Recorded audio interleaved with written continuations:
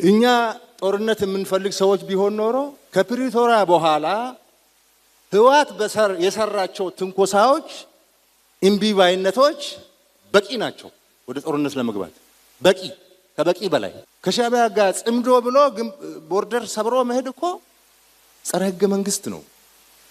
ተፈናቃይ አለቅም እነን ተሸክሞ ካልገባ ማለት እኮ ጸረ ህገ መንግስት ነው። ጸረ ፕሪቶሪያ ነው።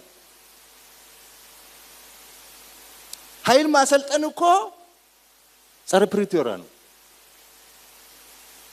ዲዲአር ወጣ ወታደር መመለስ እኮ ጸረ ፕሪቶሪያ ነው። ፋኖ ጥይትና እቅድ ሰጥተህ ኢትዮጵያን እንዲበጠብጥ አማራ ክልል እንዲበጠብጥ መላክ እኮ ነው ጸረ ፕሪቶሪያ ነው። ይሄ ሁሉ ግን እያየን ነው ወደ ጦርነት ያልገባ ነው። ዳግም መከላከያ ሰራዊት የቆመው ለሰላም፣ ለልማት፣ ለብሔራዊ ጥቅም በኢትዮጵያ ብሔራዊ ጥቅም ነው የቆመው። ሌላ ዓላማ የለንም። መከላከያ ሰራዊት ፓርቲ አይደለም። ተወዳድሮ ስልጣን አይዝም፣ በጉልበትም ስልጣን አይዝም።